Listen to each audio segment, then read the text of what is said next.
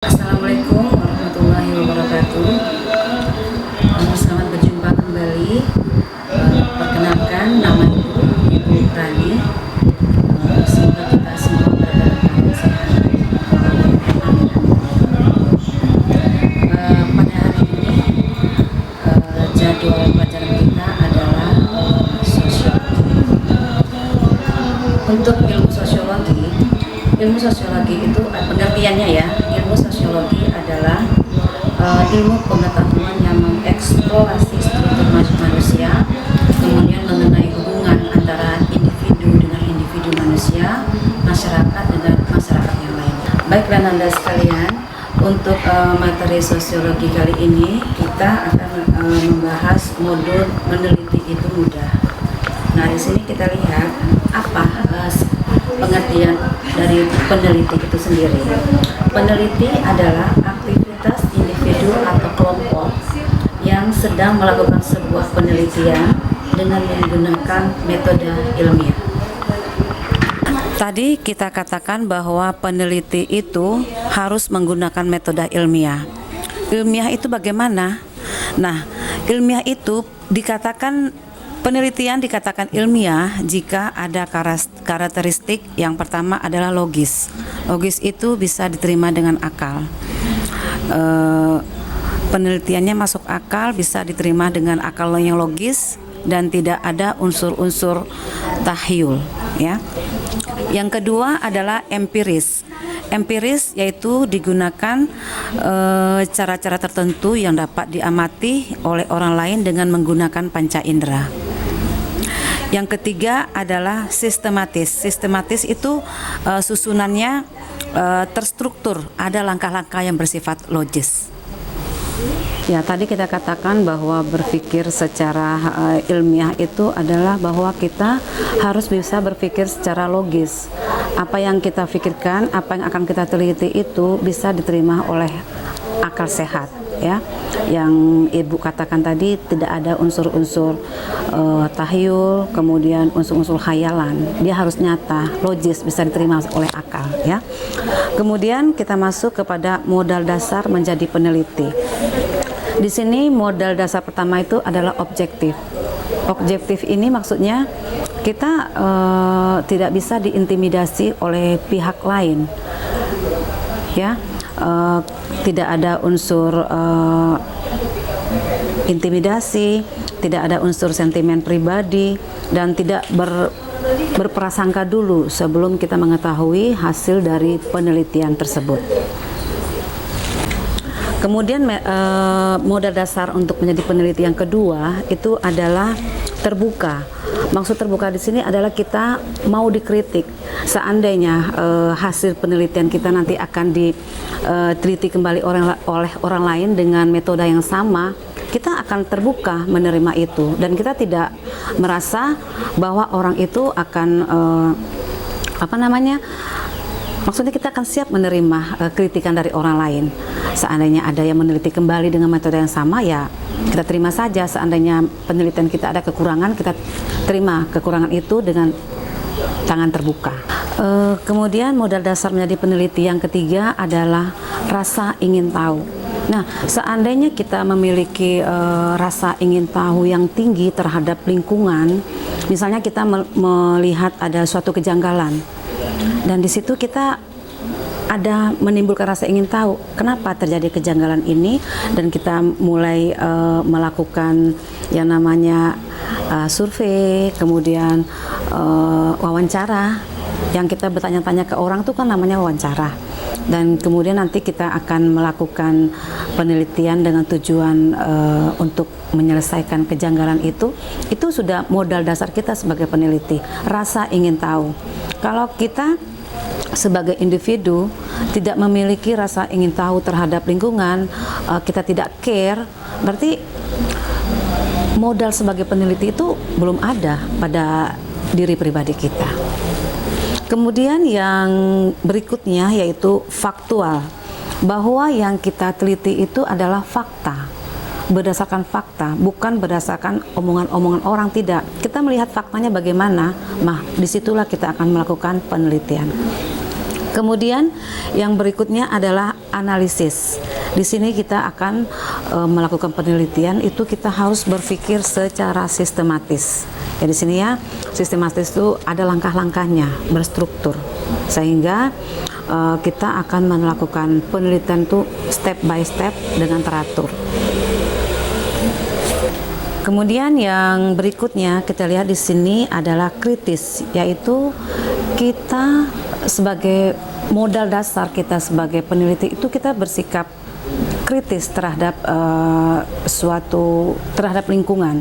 Seandainya ada kita melihat kejanggalan atau ada sesuatu yang menarik atau ada sesuatu yang tidak sesuai dengan kehidupan masyarakat atau tidak sesuai dengan diri kita, kita bisa bersikap kritis. Dalam arti kata kita mengkritisi sesuatu itu memang yang sesuatu itu bukan semestinya dan tidak ada sentimen pribadi, karena kita murni untuk melakukan penelitian, mencari solusi dari penelitian itu untuk mendapatkan apa, kita akan melakukan penelitian untuk mendapatkan solusi dari penelitian kita itu.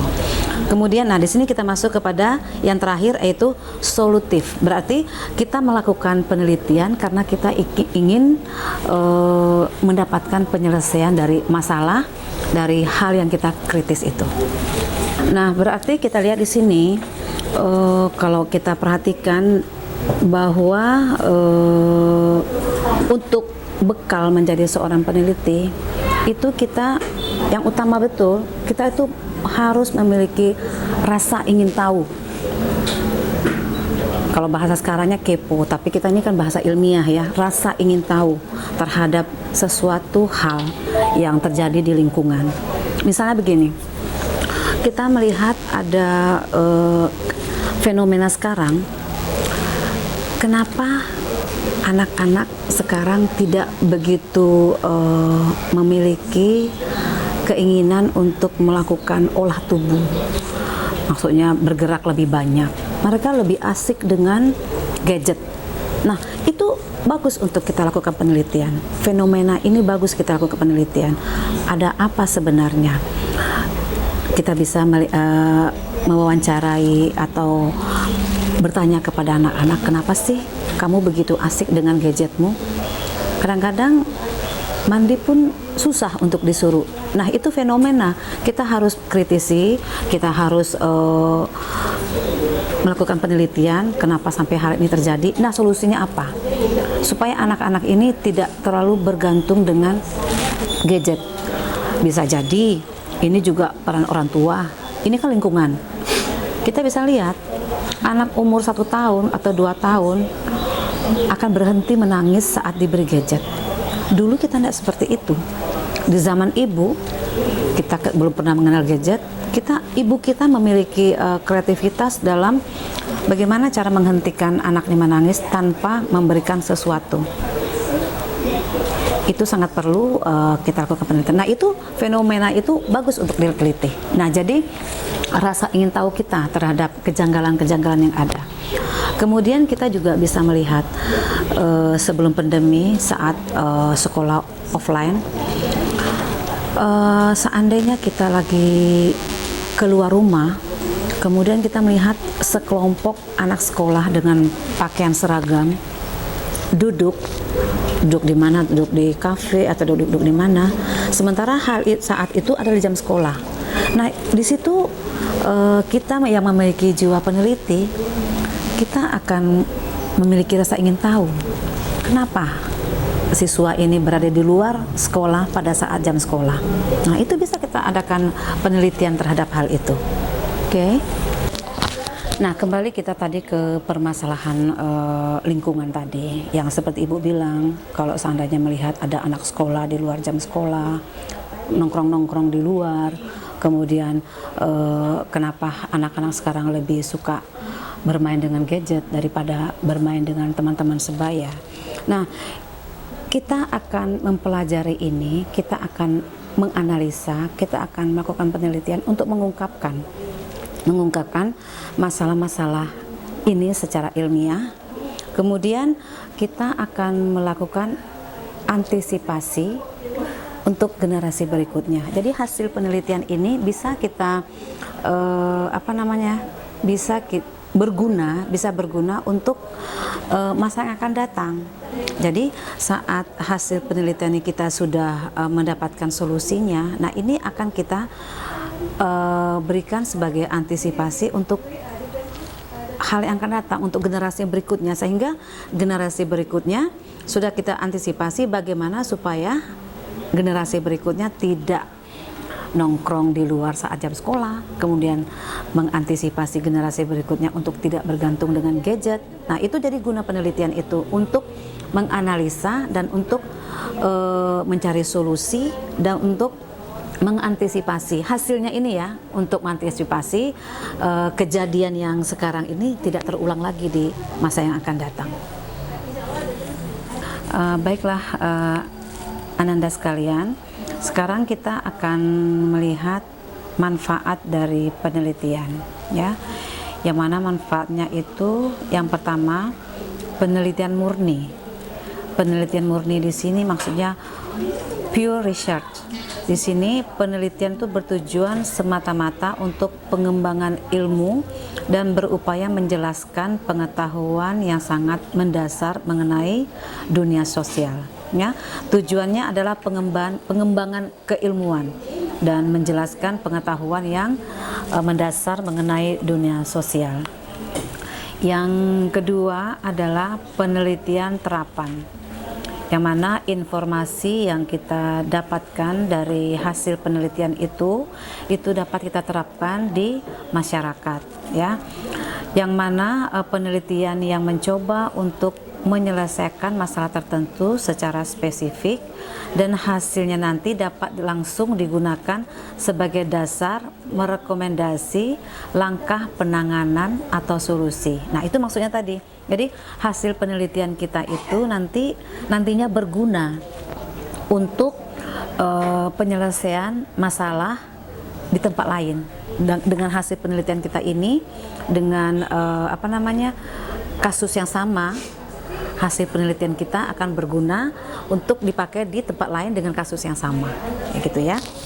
Nah, di sini kita lihat tipe penelitian terapan itu ada 3. Yang pertama yaitu action research, yaitu penelitian terapan yang memperlakukan pengetahuan sebagai kekuatan dan menghapus garis pemisah antara penelitian dan tindakan sosial. Gini maksudnya.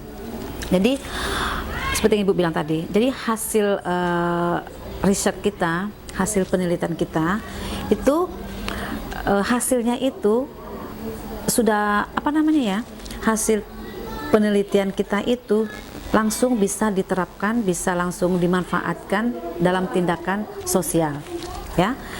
Yang kedua adalah social impact assessment, yaitu penelitian yang bertujuan memperkirakan dampak sosial yang akan timbul atau menganalisis dampak sosial yang terjadi karena adanya suatu proyek atau penerapan suatu kebijaksanaan tertentu. Oh, gini maksudnya. Seperti yang Ibu bilang tadi, seandainya kita melakukan penelitian terhadap penggunaan gadget, nah otomatis dari hasil penelitian itu kan ada solusi. Nah, solusi ini bisa jadi akan berdampak terhadap sosial masyarakat. Kan tidak semua orang akan menerima solusi yang kita berikan dari hasil penelitian itu. Nah, itulah makanya penelitian terapan ini kita juga akan memperhatikan bagaimana sih action dari hasil penelitian kita itu di masyarakat. Kita sudah bisa mengantisipasi dampaknya itu. Dampak dari hasil penelitian itu sudah kita antisipasi. Kemudian yang ketiga adalah evolution research, yaitu mengukur efektivitas dari suatu kebijakan, program, atau prosedur dalam melakukan sesuatu. Yaitu dia evaluasinya dari penelitian itu kita mengukur sebagaimana sih efektif dari solusi yang kita berikan dari hasil penelitian itu ke masyarakat. Program-program yang diterapkan untuk solusi dari penelitian kita karena ada permasalahan itu. Nah, itu kita lihat bagaimana sih kebijakannya, program-programnya itu kita ukur efektivitasnya ya. Baiklah Ananda sekalian, sekarang kita masuk kepada tujuan penelitian. Oh ya, Ibu tahu kalau Ananda semua punya modul ya, tapi sambil dibaca modulnya kita juga bercerita ya, kita juga membahasnya kembali ya. Nah di sini kita lihat tujuan penelitian itu ada 3. Penelitian eksploratif, eksplorasi, yaitu penelitian dilakukan untuk menggali suatu gejala yang masih relatif baru. Ini dapat dikatakan penelitian didorong oleh keingintahuan terhadap suatu fenomena atau gejala yang selama ini belum pernah diketahui atau dirasakan. Tujuan dari penelitian eksploratif adalah mengembangkan gagasan dasar mengenai topik yang baru sekaligus memberikan dasar bagi penelitian lanjutan. Di sini maksudnya eksploratif itu kita mengeksplor hal-hal yang baru. Mungkin begini, kita kan nggak tahu bahwa di masa yang sekarang ini semua serba digital ya, serba digital. Nah di masa yang akan datang bisa jadi yang kertas itu tidak kita pergunakan secara kita tidak mempergunakan kertas secara sering gitu ya, kita tidak mempergunakan secara kontinu kertas itu karena zaman kan sudah digital. Sekarang aja koran itu tidak begitu diminati, orang lebih baik melihat di channel TV channel ya, di YouTube segala macam. Nah tidak menutup kemungkinan kertas akan musnah. Kertas akan dipergunakan untuk hal-hal yang sangat sedikit. Nah, bisa jadi kita sebagai peneliti, kita akan mengeksplor. Hal ini kan belum terjadi ya. Sekarang kan kita masih mempergunakan kertas. Kita sebagai peneliti, bagaimana kita mengeksplor hal-hal yang baru atau kita akan meneliti sesuatu yang akan terjadi. Nah, kalau zaman digital automatically kertas tidak begitu banyak kita pakai, kita bisa membidik cara apa yang lebih efektif karena kertas sudah langka, agar kita tetap bisa beraktivitas, bahwa kita tetap bisa melakukan aktivitas pendidikan, aktivitas yang lain, aktivitas kerja tanpa mempergunakan kertas. Itu yang pertama. Yang kedua, mungkin kita akan melakukan penelitian apa sih pengganti kertas, karena kertas sudah semakin lama semakin langka. Atau bisa jadi kita akan menjadi sebagai kertas adalah barang yang langka, bisa kita akan menjadi penyimpan kertas, itu istilahnya itu ya, museum kertas atau kolektor kertas. Itu kan bisa bisnis juga ya, tapi itu agak melenceng ya. Maksud Ibu begini, bahwa kita akan mengeksplor sesuatu yang baru, kita akan mencari inovasi baru ya. Yang kedua adalah tujuan penelitian itu, yang kedua adalah penelitian deskriptif, yaitu dilakukan untuk memberikan gambaran yang lebih detail mengenai suatu gejala atau fenomena. Hasil akhir ini biasanya berupa tipologi atau pola-pola dari suatu fenomena. Peneliti deskriptif ini biasanya tekniknya mereka memakai teknik wawancara agar bisa mendapatkan hasil yang lebih detail ya. Kemudian penelitian deskriptif juga dikatakan kelanjutan dari penelitian eksploratif, karena penelitian eksploratif dengan mengeksplor sesuatu yang baru, kita juga membutuhkan yang namanya deskriptif atau wawancara, ya. Nah, tujuan dari penelitian deskriptif ini adalah menggambarkan mekanisme sebuah proses dan menciptakan seperangkat kategori atau pola. Di sini kita bisa melihat pola dari masyarakat itu bagaimana. Apakah polanya itu bisa menerima hal-hal yang baru, atau start di situ saja dengan tidak tidak terlalu begitu memikirkan hal yang akan datang, yang penting menjalani saja. Itu bisa kita explore di penelitian explore. Dan di sini Ananda sekalian, peneliti itu sangat menarik sebenarnya. Jadi oleh karena itu Ibu berharap Ananda sekalian itu bangun sifat rasa ingin tahu, bangun sifat kritis. Kritis ini maksudnya kita kritis ini bukan sentimen pribadi, ya.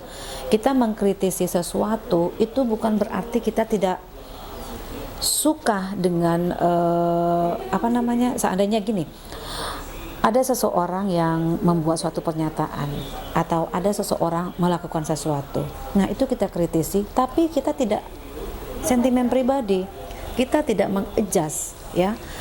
Kita ingin merubah, ya, kita merubah sesuatu yang kita kritisi itu agar mendapat solusi dan agar hasil penelitian kita ini bisa kita explore bisa kita pakai di masa yang akan datang untuk kemajuan masyarakat kita juga, ya. Intinya yang kita teliti itu adalah ilmiah, diterima oleh logis dan tidak mengandung tahayul atau khayalan. Oke? Baiklah Nanda, supaya materinya ini lebih lebih dipahami, Ibu memberikan tugas yaitu di halaman 14 poin B. Di sini membuat rancangan penelitian sederhana tentang masalah-masalah yang berkaitan di lingkungan tempat tinggal Ananda sekalian. Apa sih rancangan sederhana aja? Itu bisa dilihat dari lingkungan kita. Apa sih kira-kira yang bisa dilakukan penelitian? Ya, jadi ini untuk menimbulkan rasa ingin tahu. Baiklah Ananda sekalian, mungkin untuk bincang-bincang kita untuk hari ini cukup sekian. Kita kan ada pertemuan 2 kali lagi. Nah, pertemuan kedua kali lagi itu mungkin kita akan banyak bercerita. Untuk yang saat ini kan perkenalan dulu, perkenalan dari kita punya modul, katanya meneliti itu mudah. Mungkin bisa Ibu tambah, meneliti itu mudah dan asik. Ya, demikian saja. Semoga Ananda bisa memahaminya, dan Ibu berharap supaya modulnya tetap dibaca sehingga saat Ibu menerangkan itu nyambung. Kita sudah punya persiapan materi, dan ditambah dengan materi Ibu, kita tuh Ananda lebih mengerti dan lebih paham. Demikian saja. Terima kasih. Semoga kita semua berada dalam keadaan sehat saja. Wassalamualaikum warahmatullahi wabarakatuh.